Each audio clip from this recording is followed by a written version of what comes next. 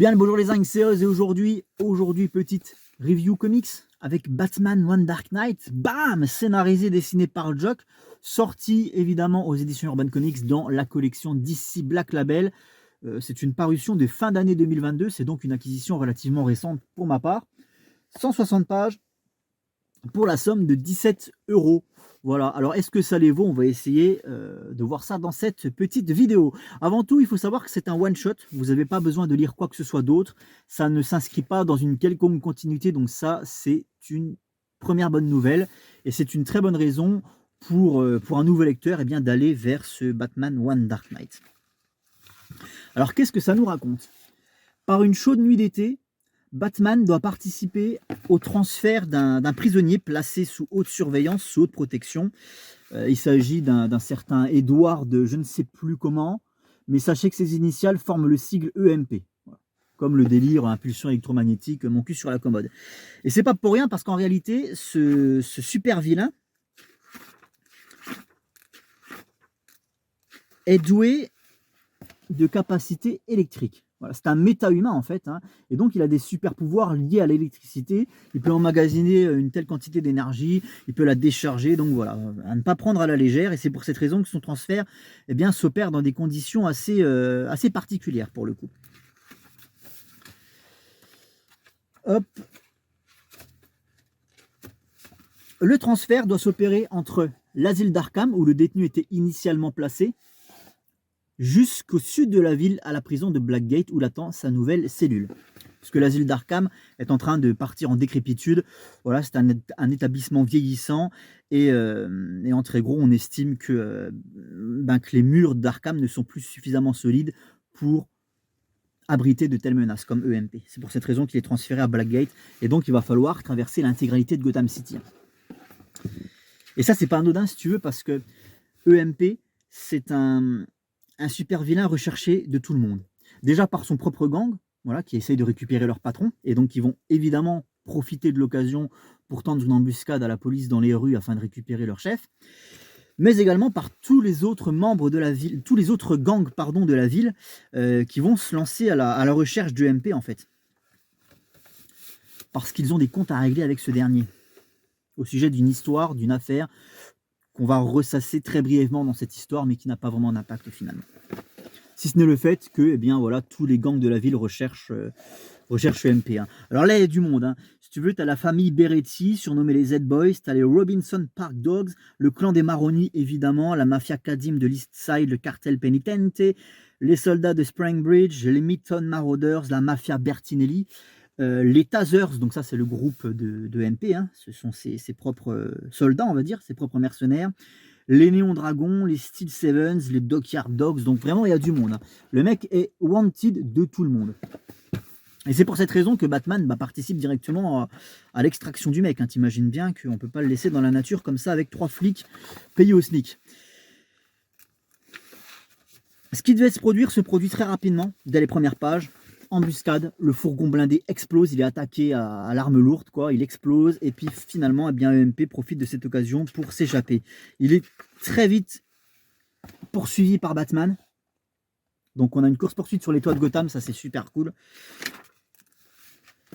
Des choses qu'on voit jamais, qu'on verra probablement jamais au cinéma malheureusement. Ah, je troll de temps en temps si tu veux, mais ça me retourne les couilles qu'on n'ait jamais eu de séquence de freerun dans un film Batman, quoi. Tu vois, ce genre de choses dans un film Batman, on n'a jamais eu, quoi. Bam!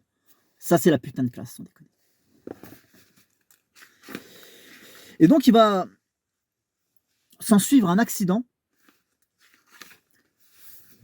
qui va plonger l'intégralité de Gotham City dans un blackout des plus totales. Alors ça, c'est la folie furieuse, c'est-à-dire que la ville va être privée entièrement d'électricité. Boum! Et on admire au passage l'excellente utilisation des lumières naturelles, des couleurs, parce que Jock c'est un artiste qui travaille beaucoup sur les couleurs, notamment sur les lumières naturelles en fait. Hein. C'était déjà le cas dans Green Lantern, qu'est-ce que je raconte? Dans Green Arrow Year One. Et donc là voilà, Gotham City plongé entièrement dans l'obscurité, privé d'électricité, comme nous bientôt au mois de janvier les petits gars. Voilà. Alors, tac. Alors déjà, je vous laisse admirer le dessin de Jock. Il a un trait très rude et très brut. C'est assez dépouillé, c'est assez épuré en fait, hein. Jock, c'est assez épuré, c'est-à-dire qu'il ne s'encombre pas spécialement d'arrière-plan, de décor. C'est-à-dire que c'est pas le genre d'artiste que j'embaucherais pour dessiner des panoramas ou des paysages. Mais au niveau des scènes d'action, des scènes de course-poursuite, il est excellent. Vraiment, il excelle dans ce domaine. C'est-à-dire qu'il se rapproche vraiment au maximum de l'action sur des séquences de combat. Je vais essayer de vous montrer ça. Et donc, durant les scènes de fight, on a des gros plans sur les poings de Batman qui fracassent la mâchoire des mecs. On est vraiment au plus proche de l'action et du coup, ça bourrine bien, quoi. Oui, donc puisque Batman récupère donc cette EMP, il va devoir l'escorter lui-même à pied, à pince, à travers toute la ville, quoi, sachant que tous les gangs de la ville rôdent autour et qu'il les recherche activement. En plus, maintenant, il y a Batman qui s'est ajouté à l'addition, si tu veux. Donc du coup, raison de plus de les traquer, quoi. T'imagines que tu ramènes la tête de Batman à ton boss. Ah, t'as une petite prime, t'as un petit 13e mois à la fin de l'année qui tombe, j'imagine. Voilà, comme j'expliquais, c'est brutal. C'est bourrin, faut pas oublier qu'on est sur un DC Black Label, hein, donc ça ne va pas avec le dos de la cuillère, à ne pas placer entre toutes les mains, même si c'est violent, mais ça reste des coups de poing, on ressent bien l'impact des coups, mais voilà, il n'y a pas non plus de démembrement ou de choses exagérément gore, hein. Mais voilà, c'est quand même assez brutal, et c'est ça qu'on aime. J'ai adoré cette lecture, vraiment. Mais déjà, en fait, moi, le bouquin m'était déjà à 75% vendu par le speech de base, par le scénario de base, que je viens de vous expliquer, parce que tout de suite j'ai perçu, si tu veux, le côté très carpenterien du récit en fait, de ce que ça nous proposait.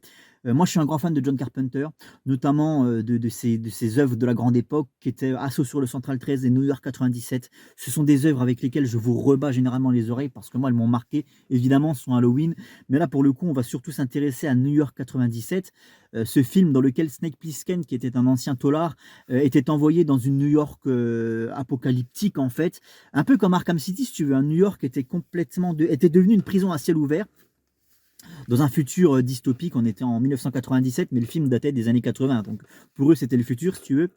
Et en fait, dans ce futur de 1997, New York était devenue une prison à ciel ouvert, contrôlée partout par l'armée, tout autour, mais au milieu, en fait, au cœur de cette prison, au cœur de New York, au cœur de Manhattan, eh bien, la vie suivait son cours, quoi. Et donc, on a l'avion du président qui se crache en plein milieu de Manhattan, et donc on envoie Snake Plissken, un ancien taulard, avec évidemment des promesses de récompense, pour aller récupérer le président et l'escorter jusqu'à la sortie de la prison. Voilà. Et c'est dantesque, bordel de merde. Il y a un côté vraiment huis clos, une atmosphère étouffante, où tu es paumé dans les rues d'une New York complètement détruite, en proie à la merci aux gangs les plus sanguinaires de la ville, quoi. Et ça, c'est juste excellent. Et on a également donc Assaut sur le Central 13, qui est un autre chef-d'œuvre de John Carpenter que je conseille, puisque c'est un remake, en fait, à sa sauce, et moderne pour l'époque. Pareil, un film des années 70, Assaut sur le Central 13, hein. C'est un remake de Rio Bravo, en fait, l'excellent Rio Bravo d'Howard Hawks. Et qu'est-ce qui se passe dans Assaut sur Central 13? Eh ben, on a des gangs très obscurs, très violents, vraiment, qui encerclent un commissariat de quartier la nuit et qui le prennent d'assaut littéralement. Alors, quelque part, si tu veux, c'est de la fiction, mais tu as aussi ça dans le 9-3. Mais, mais voilà. Et en fait, du coup, les policiers qui sont finalement prisonniers dans leur propre prison, quoi, sont obligés de libérer les détenus et de s'allier avec eux pour contrer l'invasion, quoi. C'est un truc de ouf. Putain, le scénario, il est béton. Il y a vraiment toujours ce côté huis clos étouffant, cette atmosphère particulière au film de Carpenter qu'on retrouve ici, en fait. Et dès le speech, moi, dès qu'on m'avait parlé du speech de One Dark Knight, j'ai senti ce truc-là et je me suis dit, ça, c'est pour moi. Voilà. Et effectivement, c'est ça à 100%. Donc, j'ai adoré Batman One Dark Knight. Faut savoir que c'est un récit en temps réel. C'est-à-dire que, alors il y a des ellipses évidemment, mais c'est des ellipses de quelques minutes, peut-être même d'une heure ou deux. Mais tout se passe dans la même nuit, donc ça j'adore. Ça déjà, ça, pour moi, c'est vendeur. Parce que c'est comme ça que tu ressens vraiment l'intensité de l'action. Donc tout se passe dans la même nuit, un peu comme le jeu Batman Arkham City, hein. Vous allez voir que il y a quand même pas mal de similarités avec Batman Arkham City en termes d'ambiance, justement, en termes d'atmosphère. Le fait qu'on soit dans une ville dans laquelle ben, les forces de l'ordre ne règnent plus, puisque les forces de l'ordre privées d'électricité, privées de leurs moyens de locomotion, ne servent plus à grand chose. Seul Batman est là pour prévaloir, quoi, quelque part. Et donc il y a vraiment ce côté Batman Arkham City. On ressent tout le côté poisseux de Gotham. On est dans les ruelles sombres, humides. Et ça, j'adore. Vous savez que moi, Gotham City, c'est clairement aussi un argument de vente dans une œuvre Batman. Si j'ai pas une belle Gotham ou une Gotham bien retranscrite dans un récit Batman, je vais avoir du mal à être convaincu. Bah là, c'est le cas. Si tu veux, là, on est vraiment dans Gotham. Gotham est clairement un personnage central dans Batman One Dark Knight, quoi. Hop. Donc voilà, cette atmosphère oppressante. Il y a un truc que j'aime beaucoup aussi, c'est qu'on utilise une carte. Alors je vais essayer de vous la montrer. À deux reprises, à plusieurs reprises, Jock utilise cette carte de la ville pour nous montrer un petit peu la situation, où on en est, l'évolution justement de la situation. Et ça, c'est très cool parce que ça permet de nous situer, ça permet de bien situer le danger, où se trouvent les gangs dans la ville, etc. Où on est-on dans ce trajet donc du nord au sud de la ville. Et ça, c'est vraiment excellent. J'ai adoré cette idée d'utiliser une carte. On ne s'encombre pas avec des personnages inutiles. Il n'y a pas beaucoup de personnages finalement dans cette histoire. Enfin, des personnages centraux qui permettent de servir l'intrigue. Il n'y en a pas énormément, mais on s'en fout parce qu'il y a vraiment ce côté huis clos. Alors je me comprends quand je dis huis clos. Je sais qu'en soi, c'est pas vraiment huis clos parce qu'on a ciel ouvert, on est dans une ville. Mais voilà, il y a toujours ce côté oppressant, ce côté assez étouffant, quoi.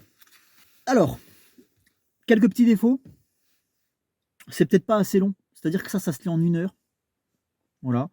En 1 heure, tu as fait le tour. Donc, c'est vrai que 17 balles claquées en 1 heure, ça fait toujours un peu mal au cul. Après, pour moi, ça les vaut parce que l'expérience est quand même géniale. Mais c'est vrai que ça va peut-être un peu vite, malheureusement. Ouais. Ça aurait peut-être nécessité un peu plus de temps mort, en fait. Comment dire? Un peu plus d'exploration de la ville. Pas forcément de l'action, parce qu'en fait, ça, c'est bourré d'action. Il y en a toutes les pages. Et justement, c'est peut-être trop fulgurant, en fait. J'aurais voulu qu'on laisse peut-être plus s'installer cette ambiance poisseuse, cette ambiance pesante, qu'on joue davantage sur l'exploration, pourquoi pas au détour d'une cathédrale ou de bâtiments en ruine. Voilà, là, ça va assez vite. On est sur les toits, après, on arrive dans les égouts. Malheureusement, on voit peut-être pas suffisamment de Gotham. J'aurais préféré peut-être plus d'exploration, pas forcément de l'action, mais voilà, si je devais trouver un défaut, pour moi, ce serait ça, c'est que ça va trop vite. Parce que j'ai adoré cette histoire, donc forcément, quand tu arrives au bout, tu es un peu dégoûté, quoi. Il y a 2-3 petites maladresses dans l'écriture, mais c'est Jock, c'est pas forcément un scénariste de base, donc on lui pardonnera. Ces petites maladresses, c'est pas grand-chose, hein. J'ai noté peut-être une exposition des faits un peu maladroite. Vous savez, les personnages qui expliquent un petit peu pourquoi la situation en est là aujourd'hui, parce qu'il s'est passé des choses dans le passé, et la manière dont il explique, ça fait un peu artificiel, quoi. Ça n'a rien à foutre là. Et voilà, c'est pour faire de l'exposition, pour aider au lecteur à mieux comprendre l'intégralité de l'intrigue. Mais voilà, c'est pas bien méchant comme petit défaut, hein, si tu veux. Regardez dans l'état dans lequel finit Batman. Je l'ai jamais vu dans un état aussi déplorable.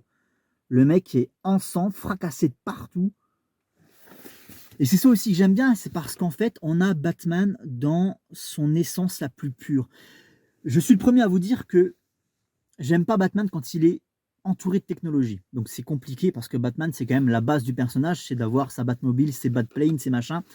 Mais moi, je vous ai toujours dit que, par exemple, quand je joue à Batman Arkham City, je ne m'encombre pas de toute sa technologie. En fait, je joue juste avec le grappin et la tyrolienne parce que c'est kiffant, quoi. Moi, j'aime bien Batman quand il est dans son plus simple appareil. Voilà, quand il est à ses débuts de carrière, qu'il n'a pas encore ses Batplanes, ses bats sous-marins, ces trucs. Vraiment, quand il a juste sa batte ceinture, quelques batarangs, 2-3 gaz fumigènes et on est bon, tu vois. Voilà, le grappin, la tyrolienne et stop.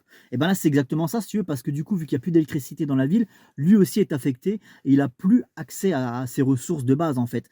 Et c'est pour ça qu'il va être obligé de puiser dans ce qu'il est à la base, dans ses capacités de combattant, de survivant, pour mener à bien cette expédition, enfin cette mission d'escorte. Et c'est ça qui est génial, c'est qu'on a le Batman dans son plus simple appareil, comme moi je l'aime et comme je le ferais dans un film. Si je devais faire un film Batman, en tout cas pour le premier, peut-être pas pour le deuxième et le troisième, mais pour le premier film Batman de ma trilogie, moi clairement il serait quasiment à nu. Voilà, il serait pas à poil. Calme-toi, fais pas l'idiot, tu comprends ce que je veux dire. Comme j'expliquais, dans les petits défauts, il y a le fait que ce soit pas assez long. Et là, il y a un truc qui me vient en tête, c'est que j'aurais bien voulu qu'il y ait des super vilains qui se joignent à la fête. Pas n'importe lesquels, évidemment. Alors, il y en a un de mémoire là-dedans, mais je ne vous spoile pas lequel.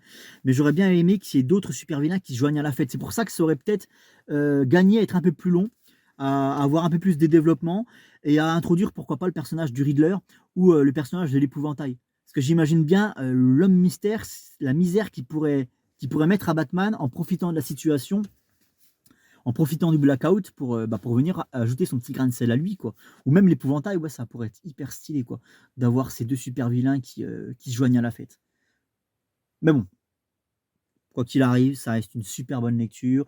C'est très trop court malheureusement, mais je vous le conseille. Pour moi, c'est 17 balles qui sont bien investies, surtout si vous êtes un nouveau lecteur. Voilà, ça vous permet de ne pas vous encombrer avec des continuités à rallonge qui servent à rien.